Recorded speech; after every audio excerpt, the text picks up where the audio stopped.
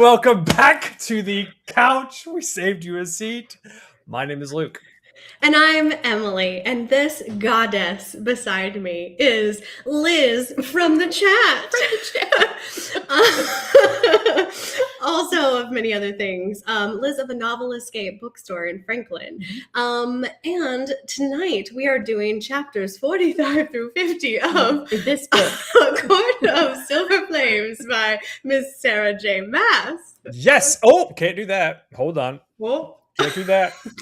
Yes, and if this is the first time that you've seen us, just know that we've done this before several times. Usually it's just me and Emily. Now it's me, Emily, and Liz from the chat.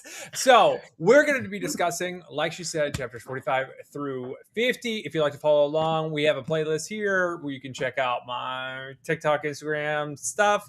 Their TikTok, Instagram stuff, the Smut Oracle, and Liz from the chat, which I think is actually a cool name. And we will get started in just a moment, right after Emily gives us a breakdown of what actually happened in the chapter, so everybody can know where we're at and where we stopped and where we started. Hit it.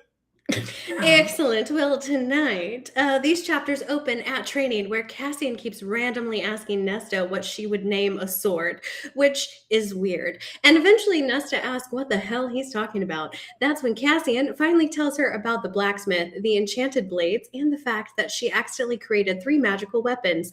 Unfortunately, Nesta only hears one thing. Everyone knew. She didn't. And then Cassian somehow makes it worse, because when she presses him, he reveals there was a vote about what to do with the weapons, and she won, which should be good news, except then she demands to know who voted against her. Rhys and Amren. Oops. Hurt, furious, and fueled entirely by spite, Nesta storms off and does the impossible. She walks all 10,000 stairs down to Velaris, not for healing, not for self-improvement, but for confrontation, because nothing motivates Nesta Archeron quite like righteous anger.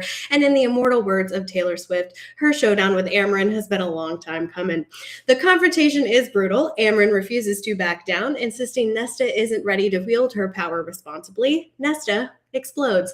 Then Feyre arrives trying to calm everyone down, which is when Nesta commits an act of absolute emotional arson. She tells Feyre the truth about the baby, about the wings, about the fact that everyone she loves has been keeping the possibility of her death a secret, and suddenly the room goes from tense to catastrophic.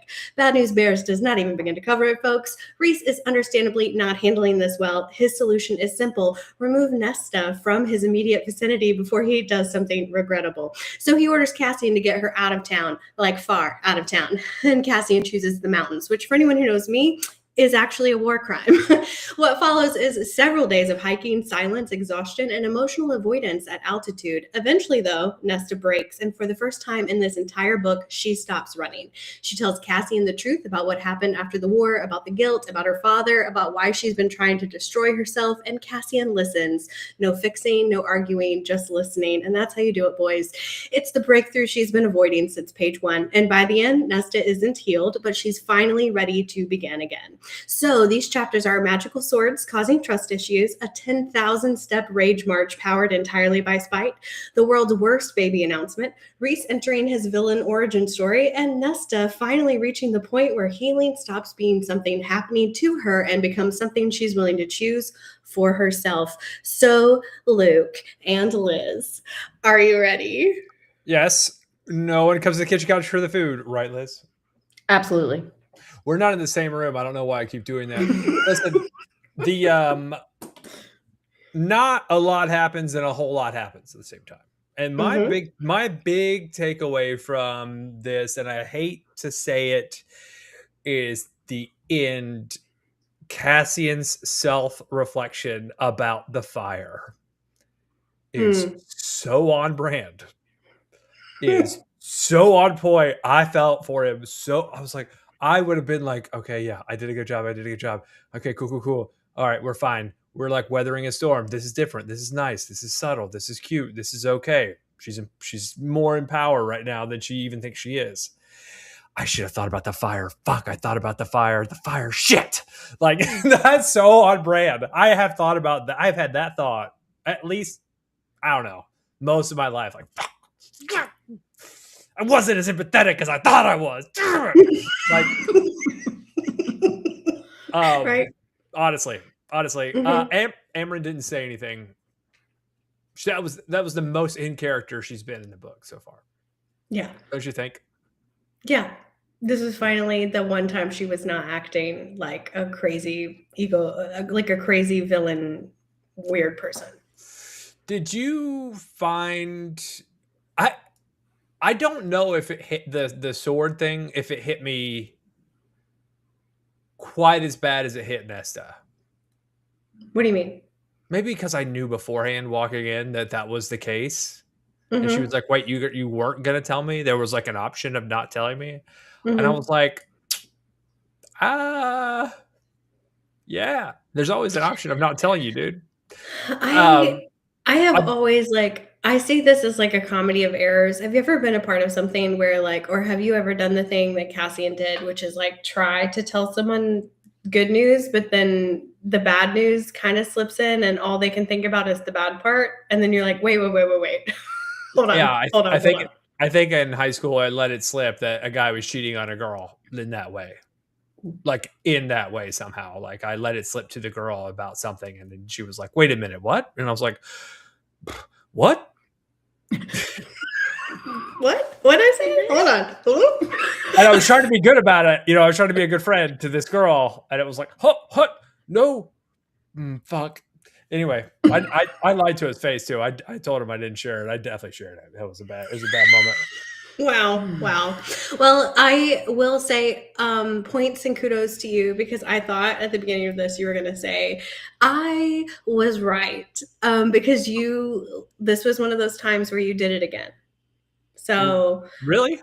When did I say it? I don't remember. I'll be honest with you. When did you did it again? You did it again. So we were talking about this and a couple of right. The prognostication. Yeah, prognostication. Both women are being lied to, and one of them's going to give it to the other one. Yeah. You said that, and you said specifically like Nesta was going to find out and be like, do her Nesta bitchy thing and just tell Feyre what was going on. She was the only leak. Well, I don't understand how that could have been anyone else. She's literally the only. If it's not her, it's Cassian, right? Yeah, right. But you said that, and in the chat, Liz was like, damn it, Luke, how does he do this every time? It was a guess. What do you mean? You have very lucky guesses. You should play the lottery. You do this a lot. I miss a lot, too. Let's not get weird about it. I miss a lot. Sure. Like, there was one during book 2 where I was so off, and it was about, like, how they were going to save old girl in the camp. Mm-hmm. Missed that one hard. It's fine. That one, I'm never gonna live that one down. Okay, Nesta, get over it. It's fine. Buddy, taking a girl camping and feeding her is quite a decision. Listen, that's actually really smart. It's not you, but it's smart for like 90% of other people. Like just people in general. It's like, hey, you've had a bad day. We're going camping. We're gonna eat some food. You're gonna eat some I've made over a fire. Yeah, it's gonna be great. The conversation between Cassian and Feyre Cassian and Rhys through Feyre, when he's like, tell her it's her punishment, because she's gonna hate every second of this, and he's like, good. I want her to hate every minute of it. Yeah. That's me, because this is torture to me. The thought of having to go outside and be outside and hike for like 3 to 5 days, absolutely not. I wouldn't enjoy it either. But it would be nice not to have to carry pots and pans and shit, which she did. That would be shitty. There's one other thing that I was thinking just about the entire time until the sort of like big, I'm crying massive alligator tears. It was about Tamlin. I was like, oh, this is Tamlin right here. Like, just Tamlin lied to her. Tamlin mistreated her. They're actually doing the same thing. Feyre's reacting way differently now than she did 2 books ago. What's happening here? Like, am I misreading anything here? Do you mean like, what do you mean by that? Like, do you mean like, I don't know that Tamlin didn't tell her anything, kept her out of it. I think, didn't he not tell her this prophecy? Didn't he not tell her a bunch of stuff? Well, he couldn't because he was cursed. Like, he wasn't able to. I just feel like he did keep her in the dark. He did keep when she came back. He wouldn't let her in on any of the things they were doing. Yeah.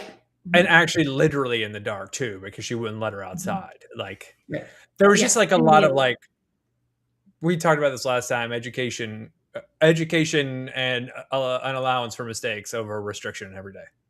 Like you don't lose anything either way. So why not let me make mistakes? I just immediately thought of Tamlin. I immediately thought of, oh, this is bad boyfriend, bad husband behavior right here. All of this, this is bad friend behavior. Do you think so? Cassian saying the sword names was on purpose, you think?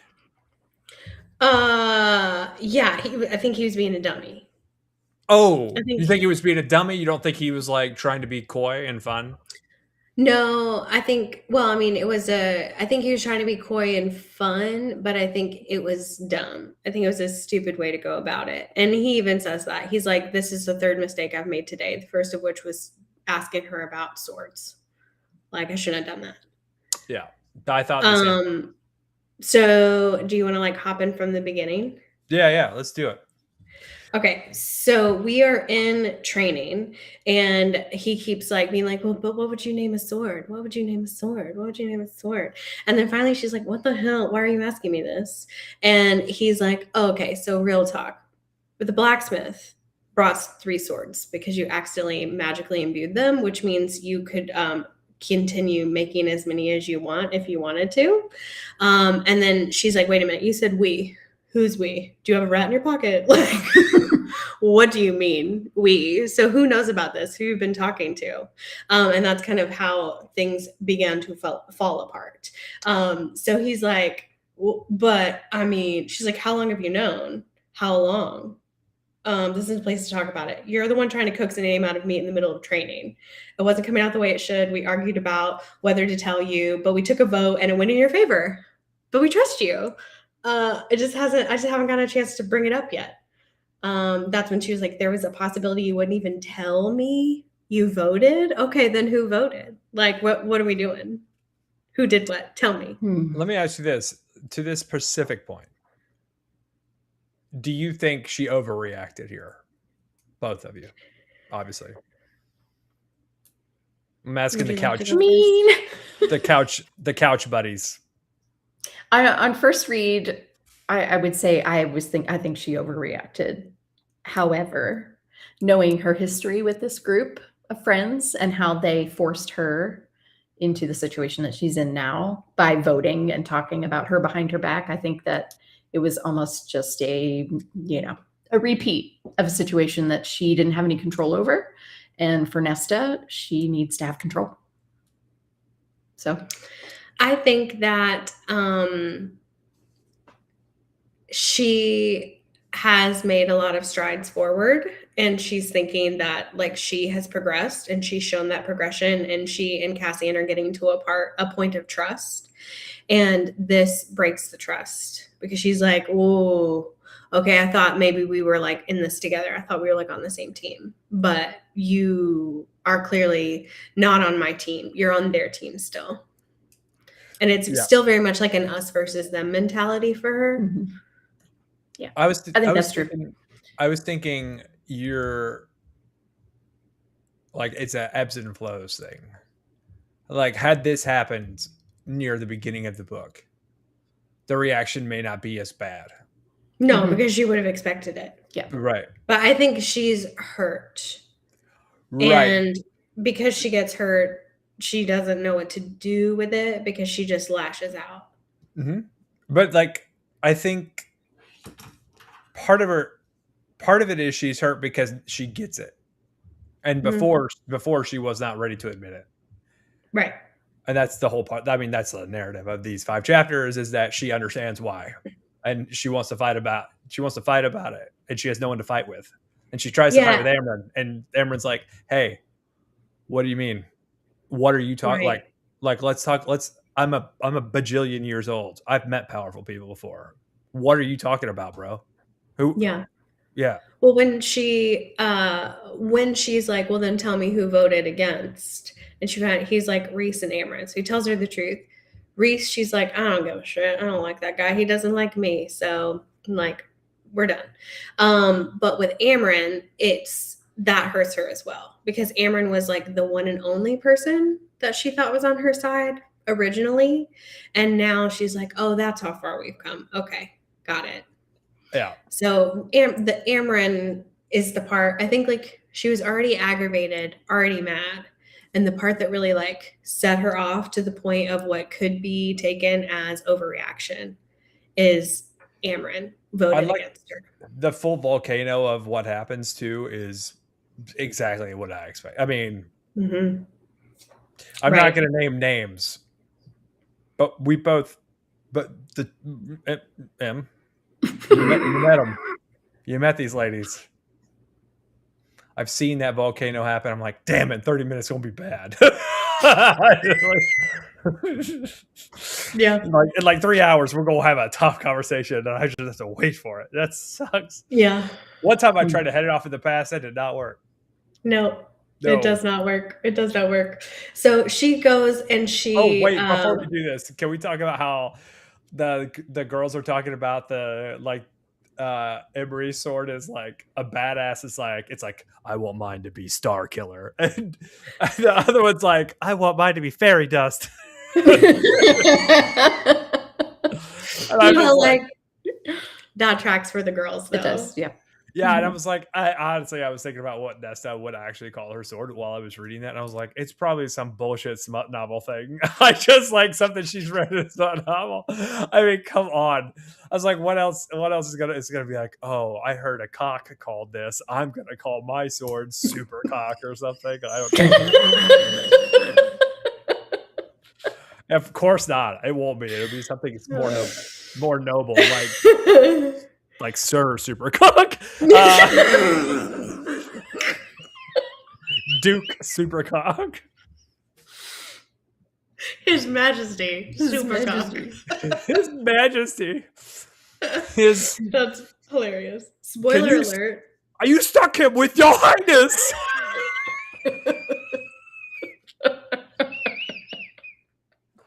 Anyway. That's Your Highness. Your Highness is a hilarious name for a sword. Your Highness. His Royal Highness. Oh my God. That's ridiculous. So so the thing, I don't know. It's like, I don't know if it's smart or if it's just like, I don't know how I feel about it yet, but she goes and she like stalks off to her bedroom and starts like running a bath. And then the second, because she knows that Cassian is going to follow her. And then the second that he goes away, she's like, great, he left. And then she runs for the stairs. Yeah. I don't know that I would have gone and tried the diversion first. I probably would have just like hit the stairs. I love that. Like, she's like, house. Is he gone? And the door swings open, and he's like, "Thank you." The house is so cool, like the coolest friend of all time, next to Azrael. Azrael might be the coolest friend of all time, and then it's the house, I think. Yeah, Azrael's number one overall, and he's who I'd pick in the draft. Then she doesn't she storm down the best friends of the books. I would do top 5 friends in ACOTAR. 1, Azrael. 2, the House of the Wind. 3, Lucian. So I think so she runs down the steps, right? And she's just like storming down these steps, 10,000 steps. That's like 4 miles of steps. That is an hour's worth of going downstairs. Probably that's not. That's a lot of rage. That's a lot of rage fuel to make it all the way down. That's an additional 4,000 steps from when the last time she attempted, because she got to 6K last. Yeah. I'm gonna tell you what, you get as mad as you could possibly get, then go walk 4 miles and tell me how much madder you are at the end. You're gonna be less mad. I'm usually less mad, but she's more mad. Yeah, she got lenses of fuels her.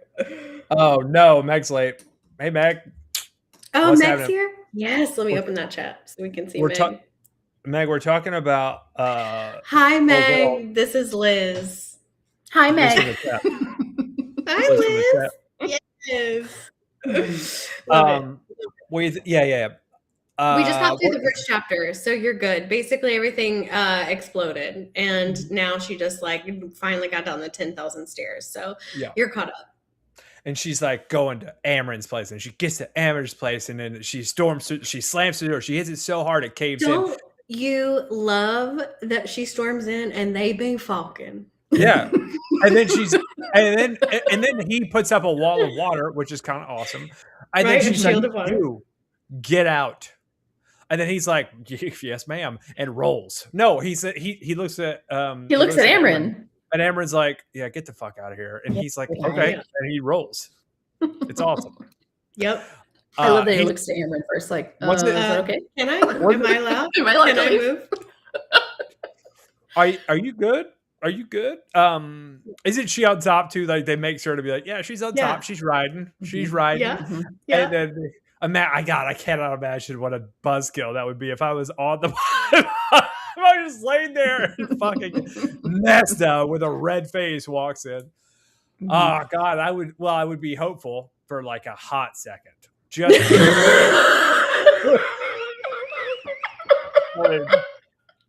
I was waiting for that one. Of course. Yeah. That would be hopeful for a hot second. Yeah. And then I'd be like, oh no. And then man. And then immediate shrinkage. Oh my god. That's pretty bad. But she immediately stamps in and then she's like, "You voted against me." And then she's like, "Oh, yeah. Duh. I don't like you. What do you mean? She's like, "You just broke my door in the middle of me having a lot of fun because I voted against you. You think I'm gonna like let you have a sword with power? Like, no." You're literally proving the point right here. I legit thought every point she made was valid, and Nesta has a way of arguing where she jumps.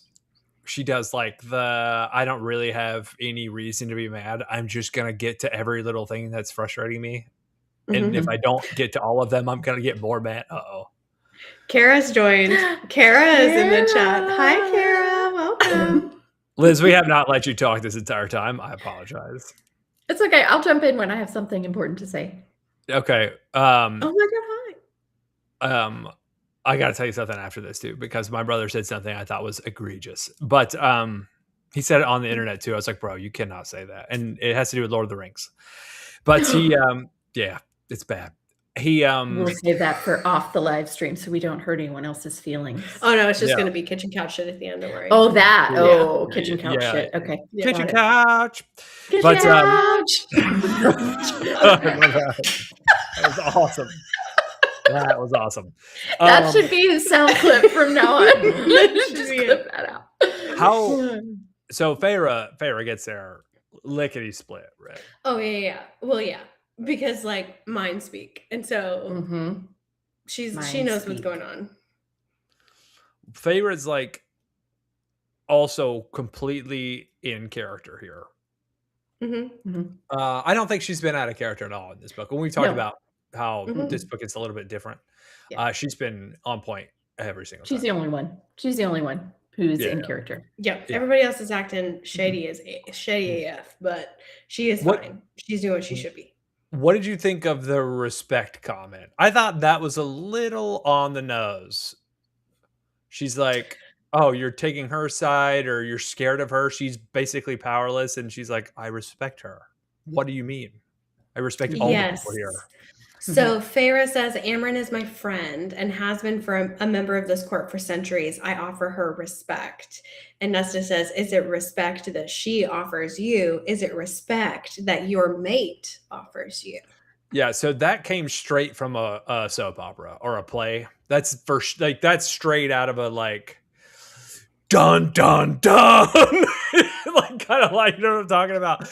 We've all seen in, Nesta has a moment at the end of this section that's similar. That's a similar kind of thread change when she starts talking about her dad, and you don't know what's going on. This is like, oh, what about him? Huh? What? And you're like, ah. Yeah, that's my. But Farrah's like, of course they are offering me respect. She doesn't know yet until Nesta drops the bomb. Yeah. I yeah, love how because she's like, what do you mean? And that's when she says, have any of them told you, their respected high lady, that the babe in your womb will kill you?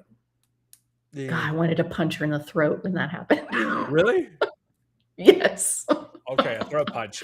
I was pretty indifferent. I'm not gonna lie to you. I was like, Nessa needs one. Give her one right here. She deserves one. No, she doesn't. No, she doesn't. Nah, it's Nesta okay. needs zero. No, Zero. that was A+ bitch move right there. It was really bad. Mm-hmm. It's like it's catty. It is a cat fight. She's bad. starting a cat fight for no good reason. It's one of those things where it's like the wound is not, it's disproportionate. Mm-hmm. So she's like, they voted against me, so I'm gonna tell you that you're gonna die. Like, that's like bringing like a 45 mil to a knife fight. Like, what are you doing? Mm-hmm. I want to. In defense, I don't know if it's I'm gonna tell you you're gonna die is what she was thinking. No, she wasn't thinking. No, she wanted to hurt as much as she could. That was her point. Well, hurt them, like all of them. Yes, hurt them. Like, hurt them. Yeah. Yes. I don't know. Maybe I'm okay with retaliation. I don't know. Like maybe I'm okay with it. Maybe I'm like, maybe you guys are a bunch of bitches and you need to be told something sometimes. Like, hey, you don't get to treat people like this. Meg in the chat says she thinks Nesta made the perfect decision telling her, and she wished she had told her sooner. I wish she had too, to be honest with you. Like, I think it's perfectly within her rights to tell her that. To be like, hey, they're not telling you. I'm going to tell you. I don't give a fuck about them. Like, I'm going to tell you. It wasn't that she told Farrah. It was the way that she told Farrah. Yeah. I'm with you. It wasn't, I am your sister and I love you and you need to know this. Mm-hmm. It was, I'm going to hurt you as hard as I possibly can because I'm hurting and I want to break up this whole group of friends because you guys make me sick. Yeah. That's what it was. Yeah, well, and it goes back to her doing, I mean, you got a point. It goes back to her doing the defense thing. Like, oh, you're going to their defense? You think you're their friend? Are they your friend? Like, and you know, I've never been one for sides. Like in relationships or friendships or anything, I'm like, I don't know. I don't let money get in the way of having a good time, much less being someone's side. I don't care. And but Nesta has been living on sides this whole time. Correct. And she's chosen to be on a side. She didn't have to. Like when I'm like, oh, you're retaliating, I'm not thinking of it from a position of being on a side when I think it. I'm thinking of it from a position of, nah, man, that's equal and opposite. What are we doing? Like, fuck them. I'm okay with it. Sorry for cursing. Yeah. Was it equal and opposite? What is he saying? Equal. What's equal and opposite? No, but my thought was if you don't believe in sides, if you're not like a person like me who believes in sides, it's like, whoa, you guys are making these decisions for me. Fuck you. Guess what's happening behind your back? Guess what's happening behind your back? Guess what's happening? You know, and I'm just like, we're going to quit this immediately. It ends today. We're not doing this shit anymore. Like, if I'm going to get treated like this, and none of y'all, everyone's getting treated like this. We're not doing that. Like, but I don't come from a place where she comes from, right? So when I heard her say it in my head, I was like, I was coming from a different place.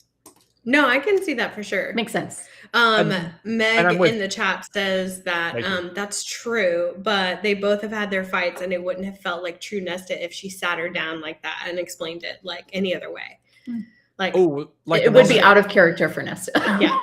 So Feyre and Nesta are the only two that are in character the whole time.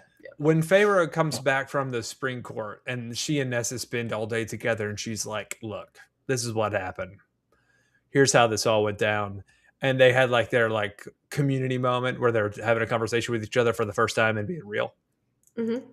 Had Nesta reciprocated that here in this moment rather than blowing up, it's also in character. Am I wrong? It could have been. I don't think that she was in a spot where she was able to do that. Right. If it was like Feyre by herself, maybe, but with Amryn there, it's like a lot of times some people like, you know how it is.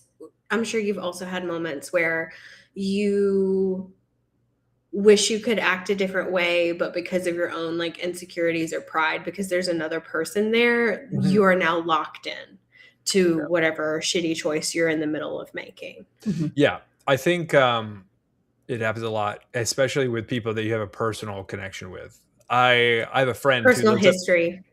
I have a friend who lives up here, and I was having I was speaking with her about an extremely bright person, speaking with her about empathy and how I didn't understand how, when it comes to language, how other people don't have empathy on how other people use language, especially if it's not backed with hate. Like, oh, this isn't hate speech because I don't hate that person. I don't understand why it's why it's being taken that way. And I was barking or speaking or marking on empathy, like ask questions before you just assume hate. And then not 5 minutes later, I was talking about how my feelings were hurt about someone I cared about who was treating me a little bit different. And she was like, isn't that a little bit hypocritical here? Like, can't you be a little bit empathetic towards how they're treating you, and maybe they're not having the best day ever, maybe they've got other, and I was like, oh damn, oh, shit. That would have had me thinking all night long and the next day. So so I often think about, like you're talking about, those close relationships where you're like, I'm stuck in this, I gotta follow through now just because I've made irrational decisions. She was riled up. Oh, so how do Southern ladies say riled up? Meg in the chat said riled up. She was riled up. Riled up. She's riled up. She is riled up. Hail. Okay, she had her done. What was that? Huh? That was a misfire. You want to try again? That was a misfire. Hotter than a hornet. Hotter than a hornet. Hotter than a hornet. There you go. I'm gonna steal that one. That's some. Never mind. She's not even from the South. Yeah, but I am. I mean, she is technically. Is Florida the South? We're not going to start this debate. The answer's no, actually. Okay. It's his own universe. Maybe this needs to be kitchen couch shit, because we're gonna have words. We're gonna have to talk about Florida. Well, there's not much left actually, because the rest of it is kind of just hiking, dehydration, and hiking. And I know Meg is here for the hiking. I know she's here for it. She's gonna be like, "This is the best. Everyone should heal outdoors." And buddy, Meg, this is my personal hell. You know how many podcasts I've heard? You know how many podcasts I've heard where people are like, if you get up every morning and you eat 30 grams of protein and then you go for a 10-minute walk outside. I'm not friends with those people. Oh boy, it's on my it's on my timeline all the time.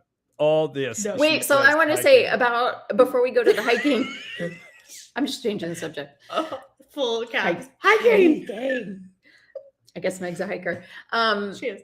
So this whole blow up that Nesta had, and then we go into the nothingness that happens. That's actually really important. Nothing, but it's nothing. It's like every person in Nesta's situation has to get to that breaking point, right? So it's always like something major happens that puts so much shame, that they feel so much shame about, because they know that they were in the wrong, that it sends them to a breaking point, and we needed it for the plot. That's all. I mean, it happened to me earlier this year, like in January, December. So I think that is the most relatable part of this entire book series, is when Nesta, the mood shifts, and she's like, "Oh, I hurt this person who loves something more than I've ever been loved or have loved anything." Damn. Like, so yeah, that moment was real for me. Super, super real. But like in the middle of this, she knows that she fucked up, because like when Feyre starts crying, and then it literally says, she says she had gone too far. Oh gods, like she already knew that she had done this. And she watched it in real time happen across Feyre's face. But then that kind of starts the spiral. So she has to like see it and like witness the impact to be able to realize that, okay, I thought I had hit bottom, but actually this is the bottom. This is rock bottom. Yeah. This is it. Yeah. I will say I don't think I think Feyre actually likes her more after this conversation and not less. What's your Hot take. evidence? She didn't lash out at Nesta like she normally does.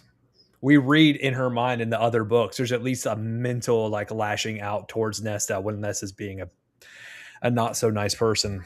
I almost said the other word, which Liz doesn't like. Thank you. See you next Tuesday situation. Mm-hmm. And this time it was completely like bawling. Mm-hmm. And it was like, oh. So Nesta has this moment, but then this is where you're like the complete despair and sadness and whatever, I guess, that Feyre's feeling in this moment. And loneliness, right? It's like, oh, I'm alone, but the only person who cares enough to talk to me is this person. Like, I imagine that being a thing too. That's not real evidence, bunch of circumstances, but it's what it feels like her character would do because she would normally lash out. Well, we also know, we do know from the next chapter when she's talking to Cassian, kind of how she feels about the situation too. So we can get into that. That's coming up next. So she starts like running. She just runs away from the situation. Cassian goes to the river house because he miscalculates, and he knows she's going to Amryn, but he thinks that Amryn's going to be at the river house, and she's not.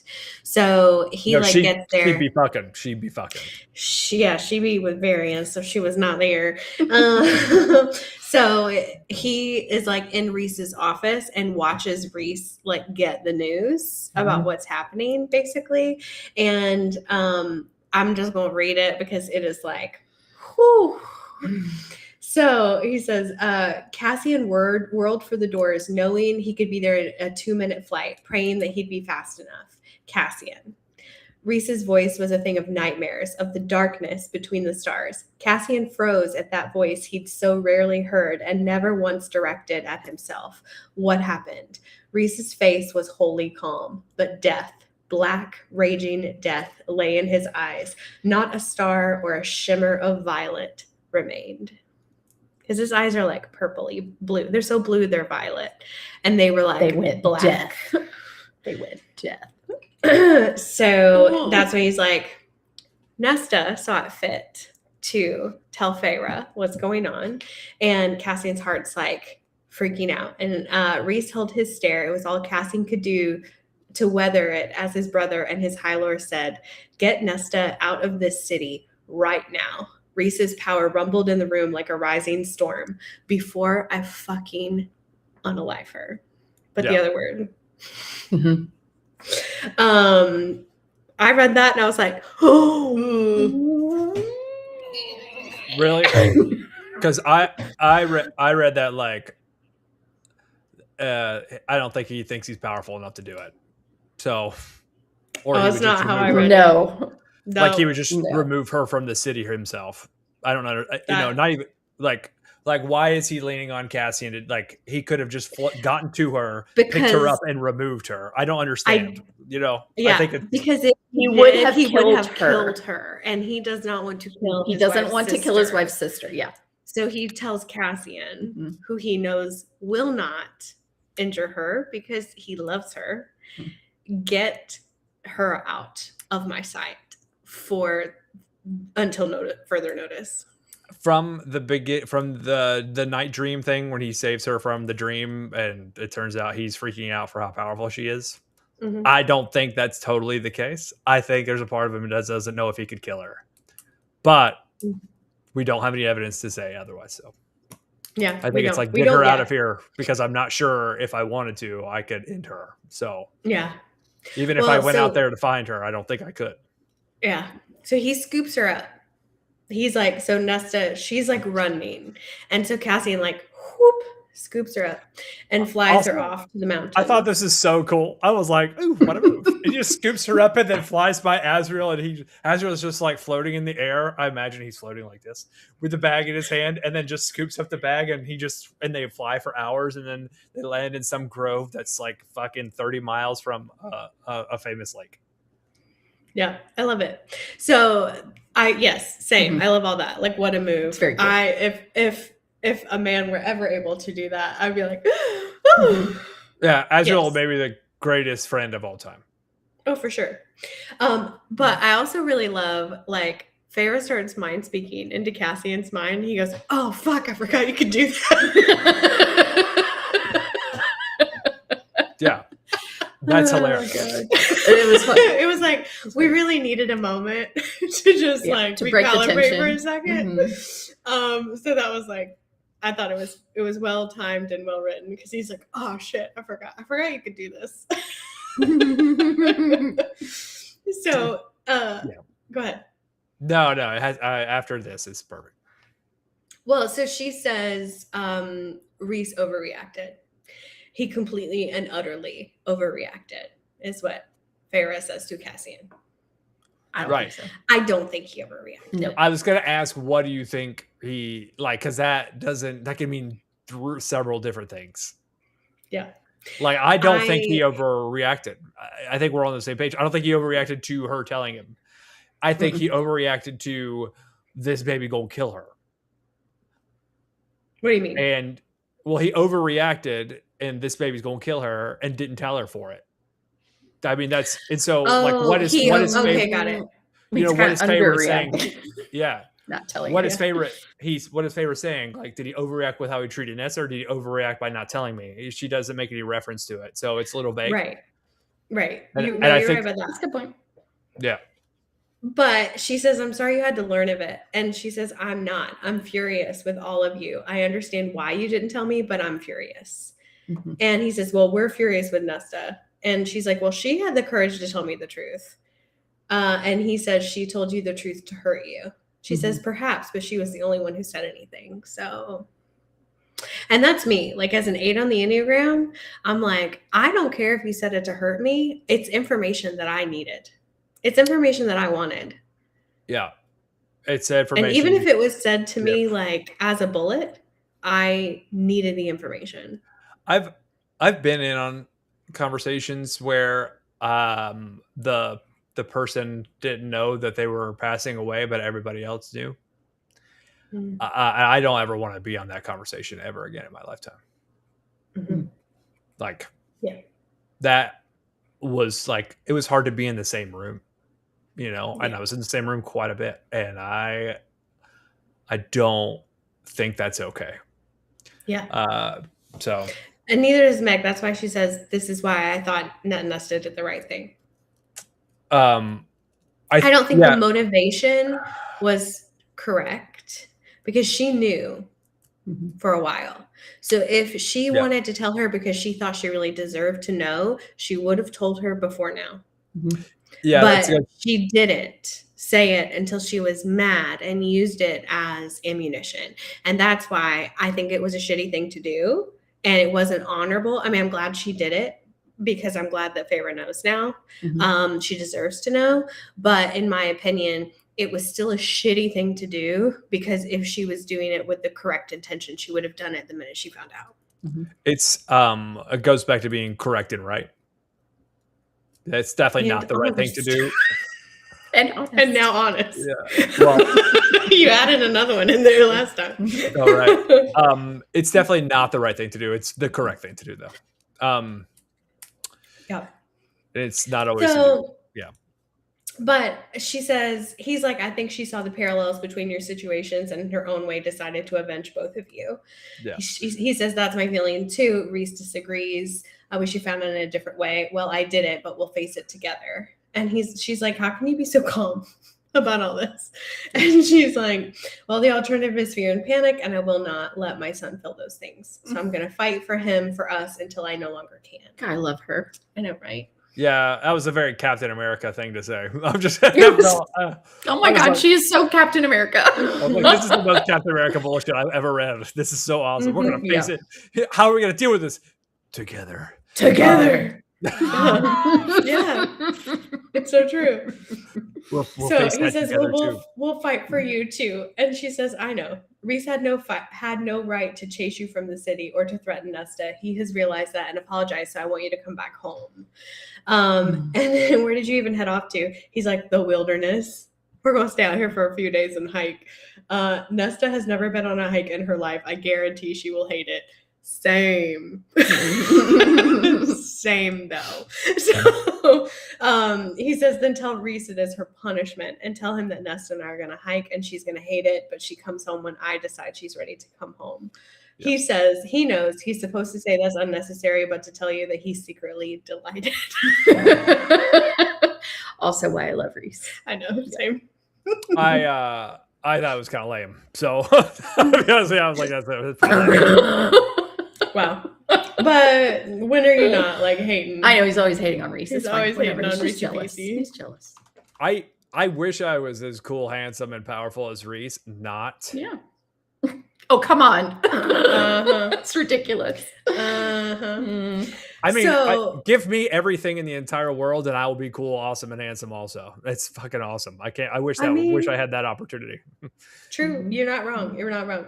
So they go on a hike and I don't have much highlighted other than just like a few like details and things that she dropped in here. So he says, like, don't feel okay. If you faint, you might fall off the mountain and break every bone in your body. And the look in her eyes was like, good. Mm-hmm. Like, thanks for letting me know. Like, that's what I want. And so Cassian is like reflecting on it. And he says he'd seen her expression when he mentioned the threat of falling. And he knew going back to Velaris wouldn't save her from that look. He couldn't save her from that look either. Only Nesta could save herself from that feeling. Mm-hmm. Yeah, I love that. It's empowering. It's just like a therapist. Yeah, it's true. So something for the Throne of Glass girlies. I did highlight the part where it was talking about how a long time ago these lands had been used for healing. It's like, are we overlapped with like where the tower is? Because anyway, that's for the Throne of Glass girlies. All right, now we're in chapter 49. So in 49, this is where he's basically like walking her to death, basically. But she's the one, she's the one that has just not been doing what she was supposed to be doing. So she passes out and he like runs and like flips her over. Her lips are all like cracked and whatever. She's not been taking care of herself. And he's like, damn it. Like, I've been doing the strong, moody, silent type situation and walking ahead and just letting her like punish herself. And I didn't realize that she was actually killing herself, taking it too far. Yeah. Got nothing to add there. Sorry. Yeah. So it says, basically, he's like, you should have been drinking water throughout the day. And then her look was just like vacant and indifference. And then the part that I thought was interesting was he says his stomach twisted, instinct bellowed at him to wrap himself around her, to comfort and soothe. But another voice, an ancient and wise voice, whispered to keep going. One more mountain, that voice said, just one more mountain. Was it the cauldron? Was it fate? I don't know. In his head, because I told you the other day, like, oh, this is a couple of weeks ago. Like, it was a Sunday. I was waking up to go to church, and I didn't know if I was going to go. And I opened my eyes, I closed my eyes, and then I heard my name said out loud in my head. And I was like, what? And it was a woman's voice, but it was no woman's voice I'd ever heard before. And you know how like when you hear things and you know they're around you, but you also hear it inside your head, right? Does that make sense? I didn't hear it. I didn't hear it around me. It was only in my head, and it was loud, like not a yell, but it was just like, Luke. And I was like, what the fuck was that? And I started looking around. I don't know. It's kind of weird, but I've had that moment recently. Yeah, that's kind of weird. I've had moments like that. I did go to church. I'm with you. I went. Probably for the best. Probably. I went. Maybe it was so that I could tell this story right now, and it'll come up later. Maybe. But yeah, I feel like if you are in the middle of making a decision, should I or shouldn't I, and then you like hear very direct or feel very strongly led in one way, then like, yeah, you should do that thing. Yeah. Going back to the chapter, he does decide to climb every mountain, and they go. Mother Superior's her ass so hard. The worst song in that show. He goes to the lake. they go to the lake and she like collapses essentially. It starts in tears, bawling. just bawling. Honestly, they never mention this. I bet it's like the most beautiful lake scene of all time too. I bet it's like I'm imagining like the Alps or like Switzerland or some shit with awesome lakes and sky high mountains. So I'll tell you this: I used to live in Colorado before I moved to North Carolina. I did a lot of hiking. It's not a flex, but I did a lot of hiking, and I went on a long backpacking trip. And at the very top, there was one of these. What I imagine is what they're seeing, surrounded by the Rocky Mountains, crystal blue lake, no, like untouched by man. And there's just nothing like it. There's nobody up there. And you can literally just hear nature, nothing but nature around you. It's intense and amazing. Quick tangent. So I think it's the upper Northwest Territory in Canada when it's summertime. There's areas that are like what you're talking about that are actually untouched, and they're only melted for like 2 months, and you can't even really get there because it's so secluded. You have to know someone who knows somebody who could get you 10 miles, who can get you like 100 miles close. You have to hike in, and then it's this wide, it's untamed forest and animals. And then you can only be there for a couple of weeks. You have to leave because it's like 50 degrees outside at best. Anyway, it's awesome. I want to kind of Meg in the chat says the mountains are good for thinking, and there's a saying that if the thoughts get too big, you go somewhere so you can feel small. Yeah. That's a good thing. Yeah, okay, don't get me wrong. I like to go outside, but for short periods of time. Okay. And usually where there's a bathroom nearby. I'm not gonna be a 4-day hike girly. That's just it's not gonna happen. I've gone camping a few times, never as a kid, but as an adult, when it's a lot more fun. I almost said funner. It is not fun as an adult. Funner. It's more fun as a kid. Yeah. It's so much more fun as an adult because you just get hammered with your friends. I mean, it's awesome. Not if you're a mom. Not if you're a mom. Boy, I don't have to ever worry about that. How cool. Dope. You're welcome. But you were talking about the small, like living in the small. It's so funny. I was telling my brother about this earlier today. I was like, yeah, I'm like on screens and doing stuff and trying to figure, I've got a screen here and a screen here and a screen here and blah, blah, blah. And then I look up, oh God, the lights are purple. They're like surrounding me here and I have no idea. It's important to get outside the box. All right, let's move on to Crying Betty. So we're on chapter 50 at this point. So we're on the last chapter, and basically everything that's happening. So it says he didn't touch her, but his voice was nearby as he said, "I'm here," and she sobbed harder at that. Like, oh man, have I had that moment? Like that was incredibly relatable. Yeah. I love what she does here, but I love what he does here too, where he's like, I can tell you all the hardships I've been through, but I'm not gonna do that. He doesn't go as far as to say, because it ain't about me. He goes as far as to say, because you'll get through this. Because this is not the end. This is just another part. And I love it. Yeah. And I think this was it's obviously like a message from the author to the reader as well. Oh, buddy, I was reading the author's inner monologue. The entire, yes. This felt like a heartfelt song, like Alanis Morissette wrote. I was like, oh. Well, you remember she talked about this in the podcast episode that she wrote this when she was going through postpartum depression. So obviously. it's 100% her inner monologue. Yeah, for sure. So she leads with the thing about dad. So she's like, I let him die with hate in my heart. And I can't undo it. I can't fix it. I can't fix that he's dead. I can't fix what I said to Feyre. I can't fix any of the horrible things I've done. I can't fix me. And then he's like, it isn't your fault. And then that's when she says the thing about the neck snappage and all this stuff. And that's when he says, I'm going to tell you that you will get through it, that you will face all of this and you will get through it, that these tears are good, Nesta. These tears mean you care. And I'm going to tell you that it's not too late, not for any of it. And I can't tell you when or how, but it will get better. What you feel, this guilt and pain and self-loathing, you will get through it, but only if you are willing to fight, only if you are willing to face it and embrace it and walk through it to emerge on the other side of it. And maybe you will still feel that tinge of pain, but there is another side, a better side. Yeah, the the Goodwill Hunting part of this is also like kind of on the nose.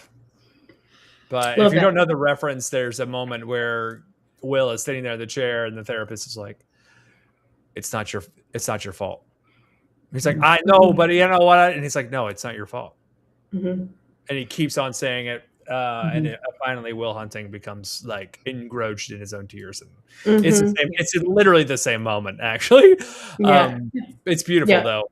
It's beautiful. So, but he says all the things she says all the things I've done before, and he says leave them in the past, apologize to who you feel the need to, but leave those things behind. And then, but I do like that he like slips the humor back in. So he says, you don't need to become sweat and simpering. You can give everyone that I will slay my enemies look, which is my favorite look, by the way. Yeah, I love it too. Like, love him. Of course you love the Goodwill Hunting reference, Meg. Go Boston. So I do love that. And he's like, and I'm going to be there like every step of the way. So like he just was like earning points this whole time. You did everything right. Did you think there was a double or triple meaning to the moment when she says it all snapped together, or it all snapped? Which part? Where? Near the crying part, she says, and then it all snapped, and then she starts crying, or something like that. There's a point right there where there's like a breaking point. I didn't know if go to the right again. No, other way. Go to stage right. Stage right. I don't. Oh, as if she couldn't stop, as if a dam had burst, and only letting the water run its course, raging through her, would suffice. Something like there's a moment near the beginning where she talks about something snapping into place, or wait, go back. Here it clicked. Then the stones clicked, and a warm, steady presence appeared beside her. Oh, that's just referencing him walking up. Yeah, maybe not. I didn't know if it was I didn't know if it was like a cauldron or the force of the wills or whatever happening at that moment, where everything in one moment stopped and became something new, which is what the force is, and what we the star-crossed lovers. Is that after Cassian is talking to her, giving her a pep talk? Yeah, like right before that. Right before the pep talk. Right before the pep talk. I think so. I could be wrong on that. Come on now. I'm not a great reader.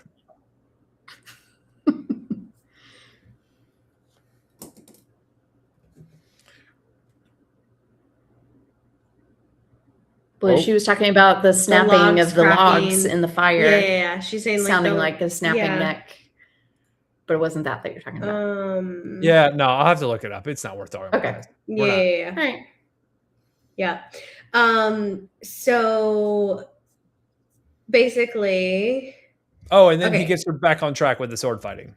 Yeah, so he gets her back on track. So she's like, first of all, he's like, did it perfectly right. He didn't tell her like, don't feel that way. Let me help. Let me give you advice. Suck it up. He just like listened and then held her and then listened and then didn't offer solutions. It was like the best. 10 out of 10, perfect execution. 100%. Men, please pay attention. Then she broke down crying, and then we pop back into his kind of POV. And that's when he's like kind of making himself feel bad because he kept missing the snapping of the fire logs and the neck and all the things. And he's like, oh, damn, I thought I was doing a really good job. I missed that somehow. I wanted to be like, Cassian, it's not your fault. Yeah. Well, it's like, listen to what you just said to her. Yeah, listen to what you just said to her. It's such a dude thing, because like you're not in his head really, and you're not in my head either. But like the entire time he's saying this stuff, he's thinking that he wishes he could fix it, and he's fighting against trying to fix it. Right. Like the entire. So he draws a blade from his own back. So he's like, he takes and hands her his sword. And he says, take it. And she takes it, like eyes puffy, like a wreck. Right. And then he hands her a sword. And she stands there and he says, show me the 8-pointed star. Show me Nesta. Like, and this is the first time. This is the first time with the blade too. I mean, there's like a cherry being popped in this moment. Right, for sure. For sure. It's the only one left. But she does true. I don't know. What?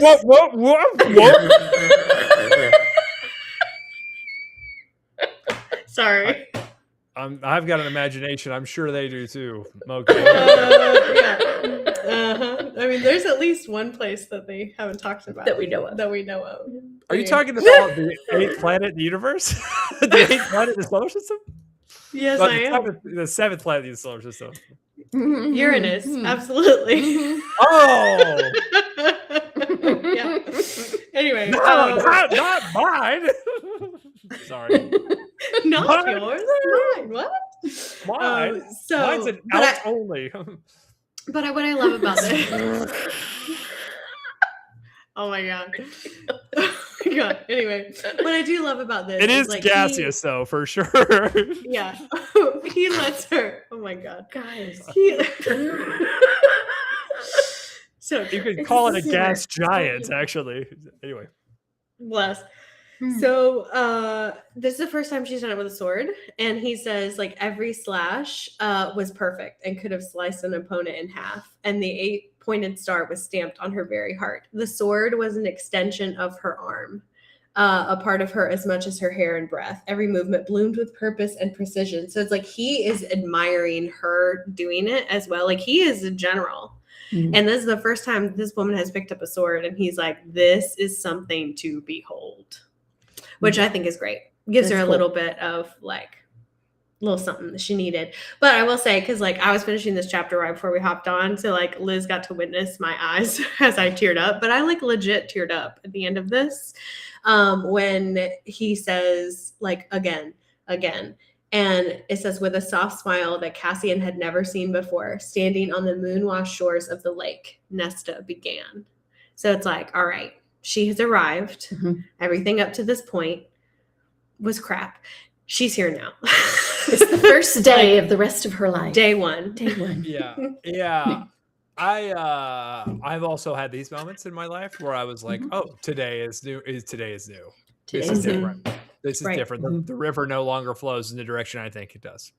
I hope that there are some repercussions to what just happened, and we're not just gonna like show back up in Velaris and in 10 pages be like, I'm sorry.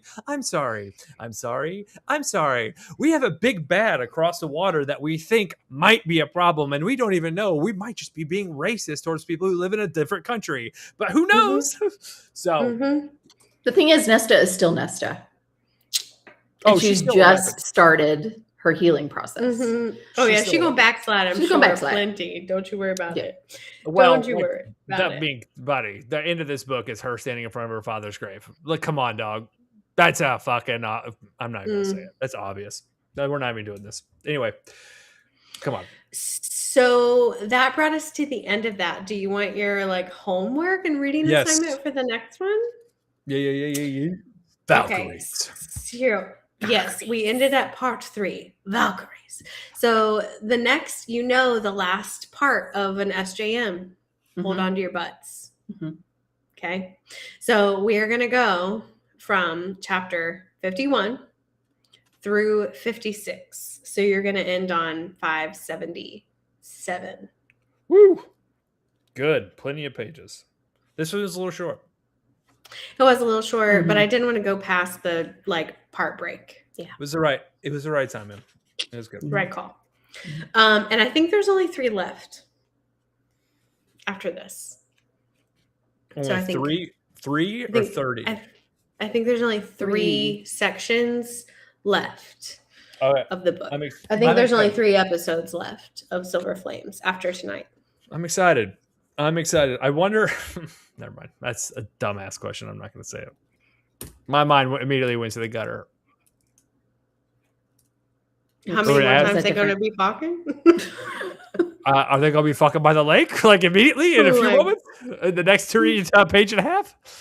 I don't know. You'd have to flip the page, but I don't think so. I think it was too perfect to end where we ended. So I don't think we're going to be backsliding.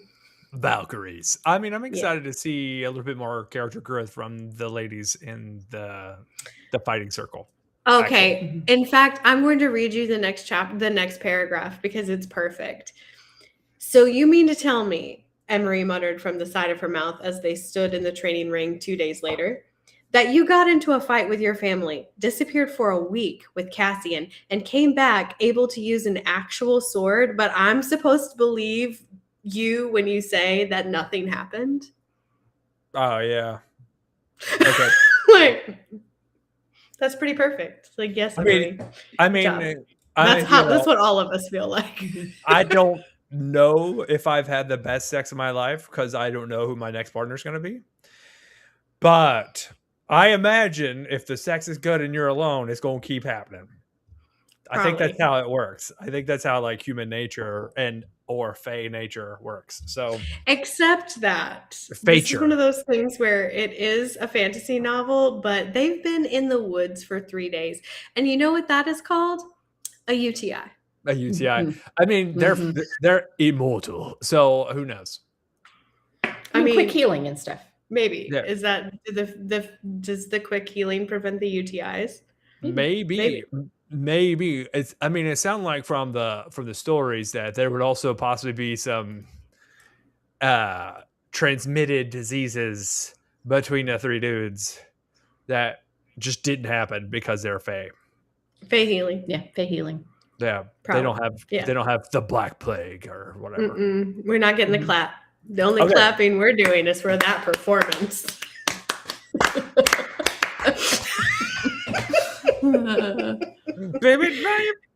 Y'all are welcome. Okay, so would you like to give your controversial opinion on the Lord of the Rings now that we have kitchen couched it?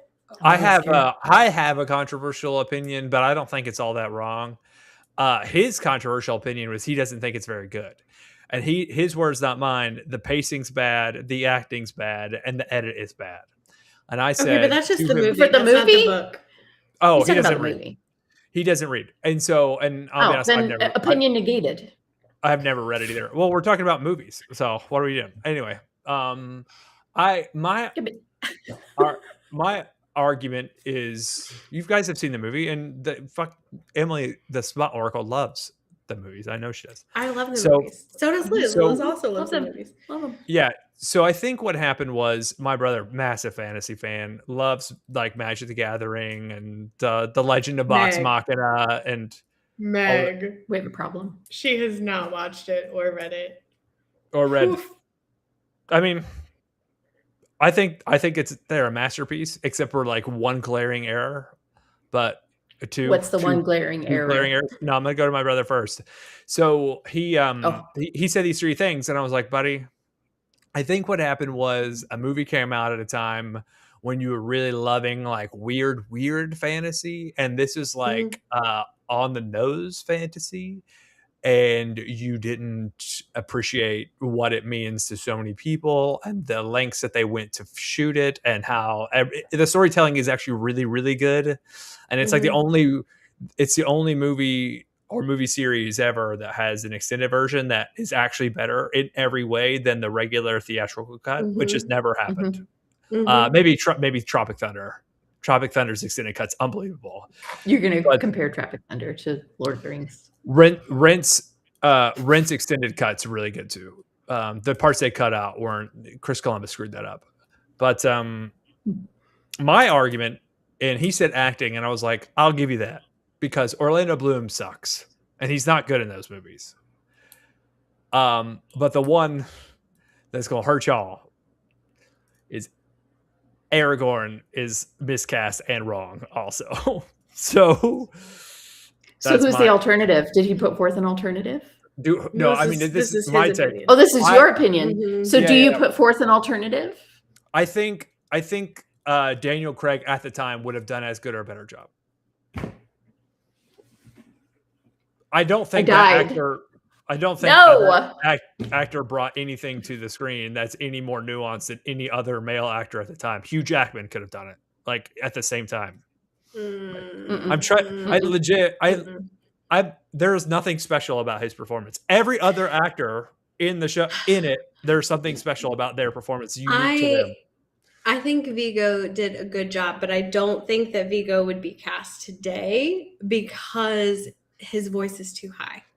Also, He's too much of a tenor, and it would have required a more like sexy rumble. But if you think about the actors in his group of people at that time, he was probably the best casting choice because he has that just enough of that like underlying beauty of a king covered by just enough dirty, scruffy, like you know, of the ranger that Daniel Craig can't pull that off.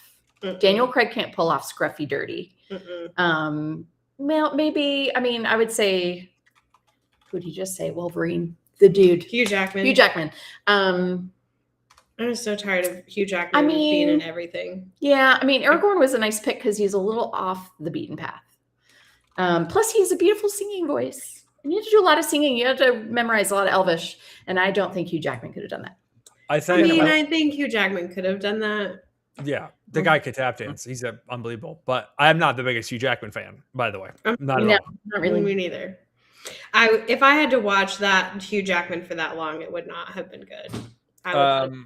So Daniel Day-Lewis could have done it. They were around the same age.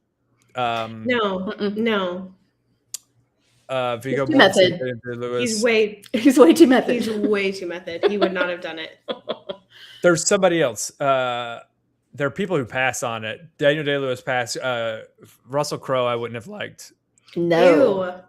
Cage, I wouldn't have liked. There's a guy, Townsend. Definitely not Cage. Are you saying Nicolas Cage? Did you say Nicolas Cage? It says Cage passed. I don't know if it's Nicolas Cage. And then there's DeGray Scott passed. I don't know who that is. I don't know who that is either. Wow. But a guy named Townsend fired for being too young. And then Mortensen emerged at last minute. And I remember reading this or hearing Mortensen say that he was flown down the day before shooting and started like the day before. Dang. But that I didn't realize. He was really late casting. I do know that. Also the reluctant king to me didn't play. It didn't come across very well. What? Why? No, because it's just not that believable. What do you mean? How is it not believable? In the world. He was not believable, or you're talking about like just the thought of it, like the plot of it was not believable. Like misdirected, like not misacted, misdirected. Like, oh, why is he reluctant? This doesn't like he's. Well, that was for the nerds. That's not for the movie watchers. He's known his entire life that he is this thing. He's going to become this thing. Why would he be reluctant to like? This doesn't make any sense. Because he's afraid of the legacy of his ancestors. So tell me this: is he reluctant in the books, or is he like aware that this is my hero's journey? I will accomplish this. No, he knows that he is destined to be the king, but he is reluctant to do it. He just knows there's nobody else. So that part struck me as not that great compared to everything else, because everything else is so epically great. In that part, I was just like, all right. I don't think that Aragorn is as lovable as a character if he is like gung-ho ready to go be king. The fact that he is reluctant king is what makes him so wonderful. And it also is like what separates him from Boromir. Yes. Because Boromir is like, hell, I'll do it. I can do it. So I think there's a way of playing it that's different than Boromir. And I think you could have had some nuance with not that I've given it that much character study, but I think you could have done it where it was like, no, I'm fully aware that this is my task to accomplish and I'm going to accomplish it. And not be so chauvinist. And he does it a little bit actually when they come out of the mines of Moria, and he tries to get everybody up on their feet, and everybody's like, give him some for pity's sake. And he's like, no, we have to go. I don't know what you're waiting on. We have stuff to do. Like that part, I was like, oh no, that guy, I want that.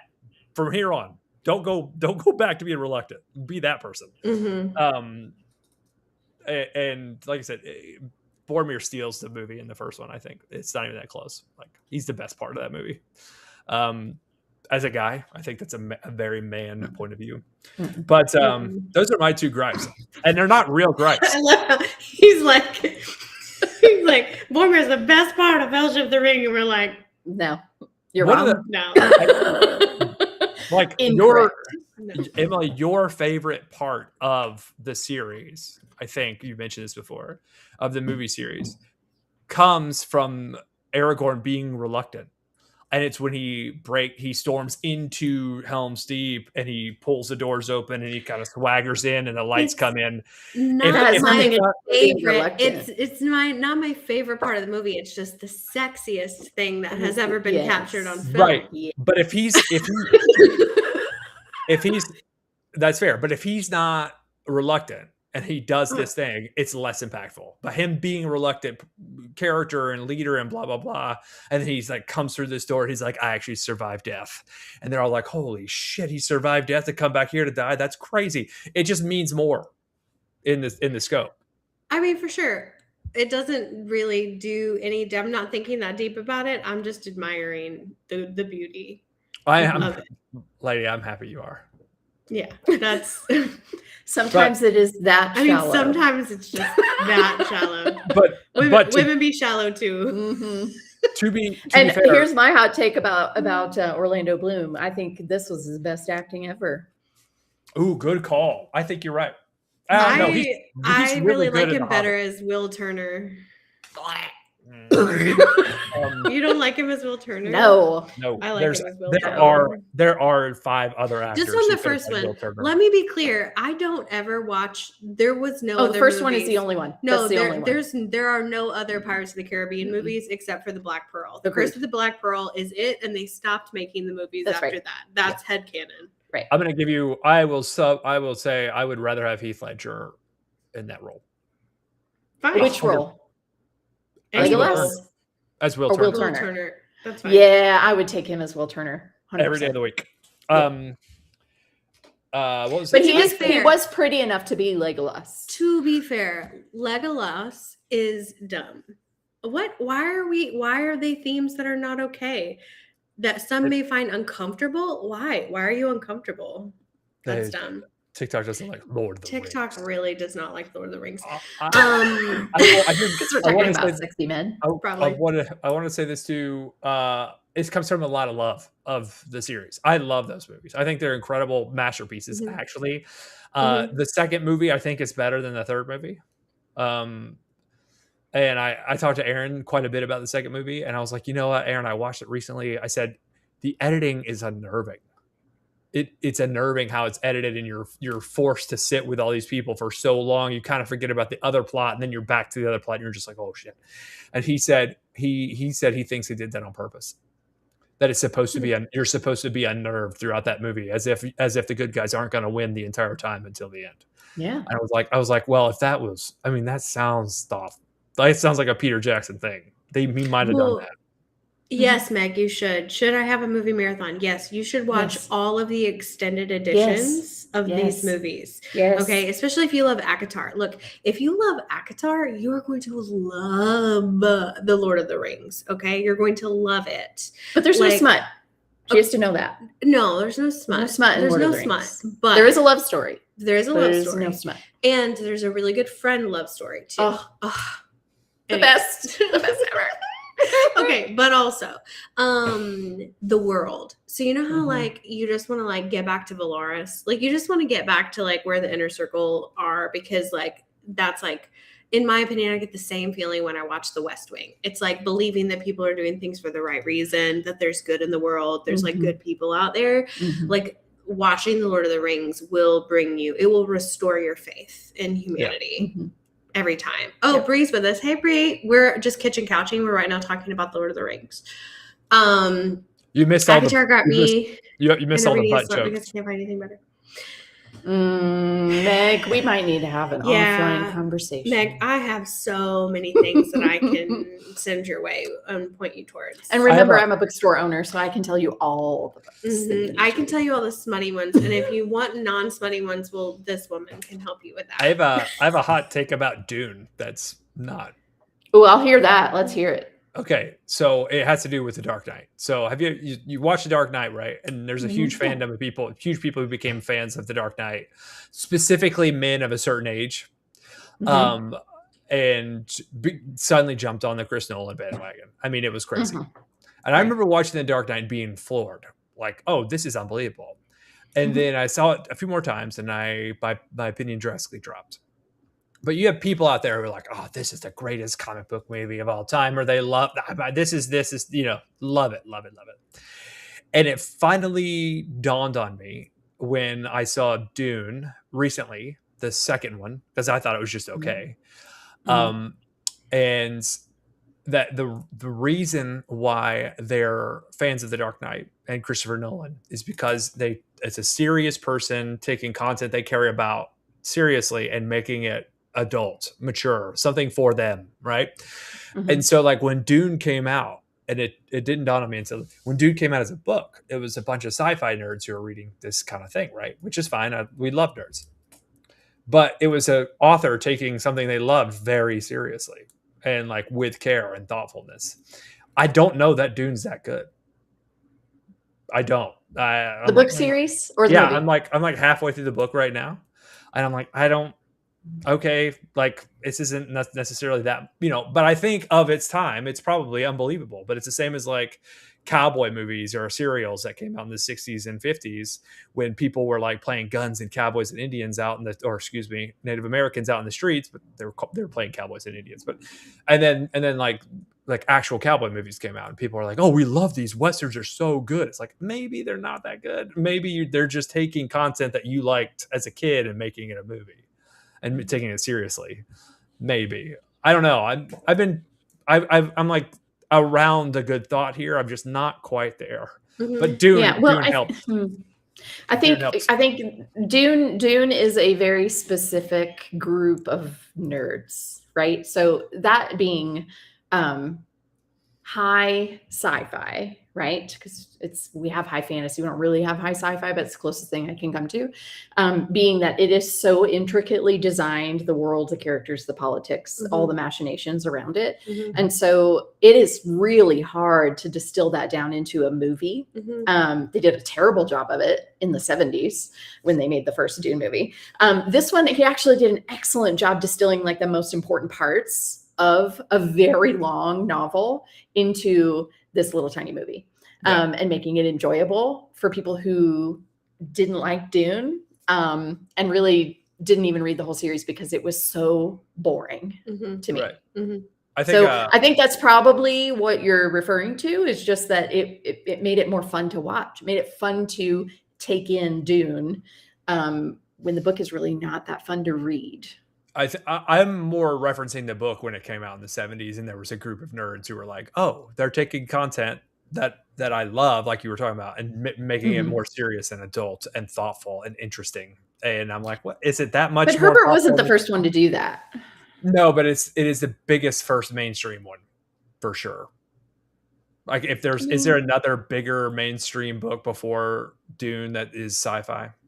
I'd have to think about timeline, but I'm thinking about like Isaac Asimov. Like Dune probably would be a contemporary. Fair point. And he writes much better sci-fi, in my opinion. Yeah, he did. How old is like Ender's Game? Ender's Game, I think, came after Asimov. The 3 Laws of Robotics came from Isaac Asimov, right? Well, and I have to say this on behalf of my mom, who is a huge sci-fi fantasy nerd. She would say that Anne McCaffrey started out back in those days with some of the most amazing sci-fi fantasy ever written, and she would have been a contemporary of Frank Herbert. Well, not Frank Herbert. Sorry. Yeah. Interesting. I do want to show you guys something, but they'll demonetize this, so we might have to go unlive to do it. But it's hold on afterwards. It's super goofy. Okay. When are you speaking of high fantasy, I've been watching The Legend of Vox Machina recently. Do you guys know what this is? I don't think so. Amazon. Okay, a group of like B and C list actors and voice actors started playing D&D like 10 years ago, or probably before that, but and these are like expert storytellers, and they did like a 4-year campaign, 3-year campaign, 2-year, I might be getting it wrong. They got together and put it on YouTube, so their campaigns all on YouTube, and Amazon purchased the rights and animated it, and they voice act their characters in the show. It is rated that's R. Pretty cool. It's rated R. It's hilarious. It's a good time. It is fantasy, like it's D&D. Mm-hmm. There are dragons and death knights and all sorts of stuff. And their fourth season just released on Amazon. And then that sounds pretty cool. That does sound cool. They're also on, so in regard to the campaign, they're on campaign 4 right now on YouTube. I bet they're streaming right now, actually. And campaign 2 called The Mighty Nine, and it's really just 6 of them. 9, I think, is a joke that I'm not to yet in the series. It's different. It takes place at the same time or a similar time, but on a different continent in the same world. So it's also weird. They talk about leveling. What's it called again? It's called The Legend of Vox Machina. It's like 30 minutes an episode. There are 12 episodes a season. Pretty easy to watch. It's on Amazon Prime. It's animated. And part of what I'm going to show you here in a minute is the opening theme to it. So, but yeah, it's dope. We've done reactions to it on the channel here. I've seen that. I've seen you and William doing that. Yeah. It's just, I mean, it's toilet humor and, jokes. Like, one of the things that happens is there's a spiritual character that kind of speaks to one of the characters and kind of gives him like a prophecy every once in a while. And it's always really cryptic. And my reaction was like, just let her finish a damn thought. Like, just say it. And then one of the characters in the show was like, oh, did they come and tell you half a story again? I can just say it out loud. And it's I mean, I find it to be really fun and funny. So that's great. So it's good. It's fantasy. Well, we can say goodbye to everyone and then go off the live version, and then you could show us that, and then we have to go to the beach. Go. Yes, at 11 o'clock. And not in the dark time. It's a day where you are. Because it's not a day where we are. Let me ask you one more kitchen couch question. Okay. And I got to think of the other side of it. So, also, if anyone in the chat has any burning questions for Liz from the chat, I would love to answer some questions. You're welcome to throw some of those at her. What's like a fantasy signature, or what's like a signature move from a fiction character that we all know and love? Like, for example, so like one from anime would be like Goku's Kamehameha is a signature attack that everyone kind of knows. I don't think you guys are as well bred in it as I am, but is there? There's another one I'm thinking about. I don't want to say yet, but I was gonna do like, which one do you think is cooler, this or that? Oh God, Jesus! We might have to save it for fantasy or whatever. Yeah. Or like a romantasy. I'd say like a tropey sort of thing, or a specific character? You mean like a specific like a move, or like something they do to like win a fight. To win a fight. Yeah. So this may not be the right place for this question. I mean, I do like it when it's like, you think they're about done, right? You feel like they're about drained out, right? And then like something happens, and especially in romantasy, it's usually like a threat or something where the woman or the other person, the other love interest, gets involved for a second, and then it's like second or third wind, and then all of a sudden they win the fight. I like that shit. I like it when they underestimate the main character and their ability, and that main character gets an opportunity to really like kick ass, but nobody expected it. That's what I like. So Megan in the chat said, Liz, what are your favorite books? What do you recommend? I feel like that is a loaded question. It is a very loaded question. It's like, I can tell you her top like 2 or 3. I can give you a favorite book in every genre. I mean, if you hit her with 1 or 2, that'd be cool. There's 1 or 2. I mean, Lord of the Rings, obviously. One of my favorite of all time. I think ACOTAR is pretty high up there. I also love anything by T.J. Klune, but especially The House in the Cerulean Sea is kind of a desert island book for me. Love that one. And A Man Called Uva by Frederick Backman. Favorites. Phenomenal book. I've read like 2 of those. So this is a great book. Great book. Oh, fantastic book. I mean, It's like the only. There are a lot of great books. It's I the do only live story. anywhere. It's the only story I like where they actually do flashbacks right. Like that's how we should do. Flashbacks should support the story, not just give us a flashback for no reason. I don't know of any book I've read that does flashbacks without supporting the story. That's kind of the point of the flashback. Well, the act of the flashback is part of the narrative, not just like, well, I had a dream and my mother was like this when I was a kid, and it was like, do we need that? Could you have just told that? Could that have just been part of the story? Do we need flashbacks? I mean, we had a flashback from Nesta in the recent chapters, didn't we? Where she went back about her mother. Yeah, I'm not happy about it. She keeps hearing like her head and her voice in her head more than like full on flashbacks, I think. Okay, but yeah, she said yes. A man called over and Hail Mary. Man called over and Hail Mary on my list. Yep, great books. The power I was thinking will make you cry. Just be prepared. It will make you cry. The power I was thinking about was when Darth Vader in Empire Strikes Back, he choked someone out through the screen intergalactically. I think that's hilarious. Like, what a hilarious signature move! Your signature move is choking someone out. And you did it across the universe. He did like pick people up with the Force a lot. Yeah, that was a signature move for Darth Vader for sure. He's a choke. He's a choke artist. That guy is, he's all about not breathing forever. Yeah, pretty much. It's awesome. Actually, it's one of my favorite.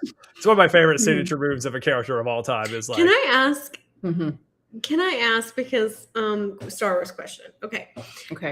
Darth Vader. So like. Can he live outside of that suit or no? No, that's his prison. It's his prison. That's his life support. He can't. Okay. I was like not. Did you not see the first 3? I did, but it's well, been episode a 1, long 2, 3. time. I mean, not chronologically, but chronologically, but you know what I mean. No, episode 1, 2, and 3 with Anakin. No, I didn't watch those. Okay. I was told that I could skip them. Because I mean, you can, but that will explain why Darth Vader's in the suit. So that's why episode 3. The point originally was to create a dominating character. But, through lore, they were like, oh, we need to figure out how to get him in a suit. And then they tell you how they get him in a suit. Yeah. Actually, you want to talk about fumbling the ball. The biggest storytelling fumble of a ball ever is episodes 1, 2, and 3 of Star Wars. Because had they made Obi-Wan the main character in those 3 movies, and Anakin is the bad guy the entire time, it's a much better movie series. And here's how you do it. And you don't know this, Emily. So, Liz, welcome to the couch. Rather than it being a child in the first movie, it's a 15-year-old moody bastard. And I said bastard correctly. And Obi-Wan, it's only Obi-Wan on this journey. And the Clone Wars begin right there. And he agrees to trade Anakin right then and doesn't get approval from the Jedi Council. Or they're like, hey, buddy, we can't do that. And it's like, well, the Clone Wars are starting and we need a guy. So when Obi-Wan shows up to Tatooine, it gets to be Tatooine. When Obi-Wan shows up, Anakin's like using the Force. He's like, he's just using it as if it's part of his everyday life and no one knows how he's doing it. And finally the space wizard shows up and is like, buddy, we got to get you downtown to the precinct because you're doing some crazy shit right now. And and then the Clone Wars start at the beginning of that movie. And so the second movie would be the Clone Wars. And you're watching Obi-Wan and Anakin go through this journey while he's being courted by the evil villain. And then Anakin becomes Darth Vader at the end of movie 2. And then movie 3 is Obi-Wan and Anakin going through their basically Obi-Wan chasing Anakin through space, trying to keep him from killing all the Jedi while he's just killing all these Jedi. He's a villain the entire time.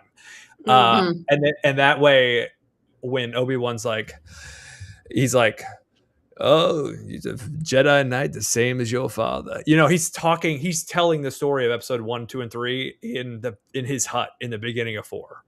I don't understand why they didn't just make that the movie. It makes better sense to me. Like, Obi-Wan is the main character of episode 1, 2, or 3. And then, spoiler alert, he dies in Star Wars. And then Luke Skywalker becomes the main character.